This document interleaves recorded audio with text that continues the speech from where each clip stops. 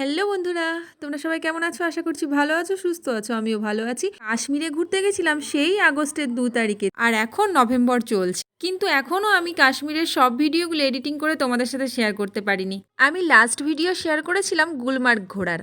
আমি যখন কাশ্মীর ঘুরতে গেছিলাম তখন অবশ্য গরমকাল ছিল, এখন ঠান্ডা পড়ে গেছে। গুলমার্গ থেকে ফিরতে ফিরতে আমাদের রাত হয়ে গেছিল, তাই এই প্রেম ভবনে আমরা এক রাত হল্ট করেছিলাম। আমরা যে সময়টায় গেছিলাম সেই সময়টা ছিল অমরনাথ যাত্রার সময়। আর ওই প্রেম ভবনের ওখানেই লঙ্গারখানা ছিল, যারা অমরনাথ যাত্রা করছিল তাদের জন্য খাবার দাবারের সব ব্যবস্থা ছিল। তো আমরা রাতে ওখানেই খাওয়া দাওয়া করেছিলাম, সকালেও ওখানেই চাটা খেয়ে বেরিয়ে পড়েছিলাম। কাশ্মীরের একটা ফেমাস জায়গা ডাল লেক, তো ডাল লেকের সামনে দিয়েই আমরা আসলাম। পরের ভিডিওতে ডাল লেক শেয়ার করব। ডাল লেক ঘোরার আগে ডাল লেকের পাশেই একটা মন্দির আছে, আমরা সেখানেই যাচ্ছি। এই মন্দিরটার নাম শ্রী শঙ্করাচার্য টেম্পল।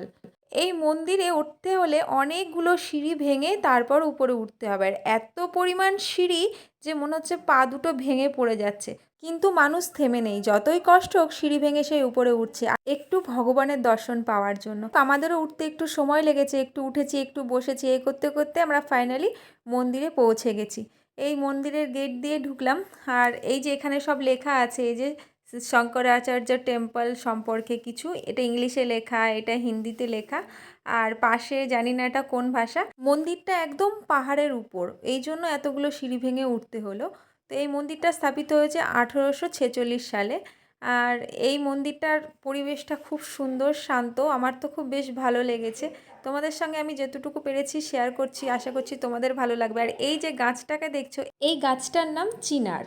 আর এই পাতাগুলো দেখছো, এই পাতাগুলো এখন সবুজ, শীতকাল আসলেই এইগুলো কেমন লাল লাল হলুদ হলুদ হয়ে যাবে। এই গাছের পাতাগুলো একটু ভালো করে লক্ষ্য করে দেখো, তোমরাও চেনো এই গাছটা। অনেক মুভিতেই দেখা যায় হিরো হিরোইন শুটিং করছে যে পাতার ওপর শুয়ে, এটাই হচ্ছে সেই পাতা। আর এই পাতাটা তুলসী পাতার মতোই শুভ মানা হয়। এই গাছটা একমাত্র জম্মু কাশ্মীরেই দেখা যায়। অনেকগুলো সিঁড়ি ভেঙে আমরা উপরে উঠেছি, আর উপর থেকে একটু তোমাদের বাইরের নজরটা দেখাচ্ছে। এগুলো সব বাড়িঘর, উপর থেকে কত ছোট ছোট অস্পষ্ট দেখাচ্ছে।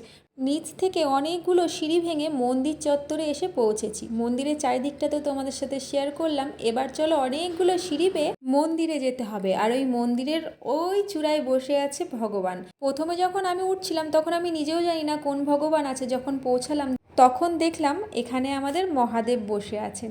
আমি আর মন্দিরে ঢুকিনি, পুজো টুজো করিনি, কারণ এক বছর আমাদের পুজো করতে নেই, সে কথা আর নাই বললাম এই ভিডিওতে। যাই হোক, উপর থেকে একটু নিচটা তোমাদের শেয়ার করলাম। ওই দেখো, ওই নিচে হচ্ছে মন্দির চত্বর, আমরা কতটা উপরে উঠেছি, আর উপর থেকে বাইরেটা দেখো, তাহলে বুঝতে পারবে মন্দিরটা কত উপরে। বাইরে বাড়িঘর, মানুষ, কিচ্ছু বোঝা যাচ্ছে না, আর মনে হচ্ছে অনেকটা আকাশের মধ্যে ভেসে আছি, তাই এরকম কুয়াশা আচ্ছন্ন।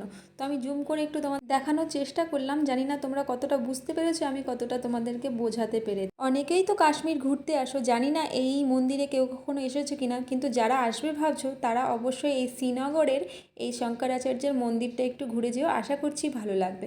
আমরা বেশ কয়েকদিন ঘুরে একটু ক্লান্ত হয়ে পড়েছিলাম, তাই আমাদেরই এই সিঁড়ি চড়তে একটু কষ্ট হয়ে যাচ্ছিলো। আর আমার মেয়েটা তো ছোটো, ও বারবার কোলে উঠতে চাইছিলো, তো ওকে কোলে করে নিয়ে এই সিঁড়ি ভেঙে উঠতে নামতে বেশ ভালোই কষ্ট হয়ে গেছিলো। যে কোনো ভগবানের স্থানে আসতে পারলে খুব ভালোই লাগে, মনটা একদম পুরো বিশুদ্ধ হয়ে যায়। ভিডিওটা শেষ করার আগে এই মন্দিরের পিছনেই আছে একটা কুণ্ডু, তো সেই কুণ্ডুতে একটু গেছিলাম, নামটা ঠিক আমার মনে নেই। যাই হোক বন্ধুরা, সেখান থেকে আমি একটু বাইরেটা আবার তোমাদের সাথে শেয়ার করলাম।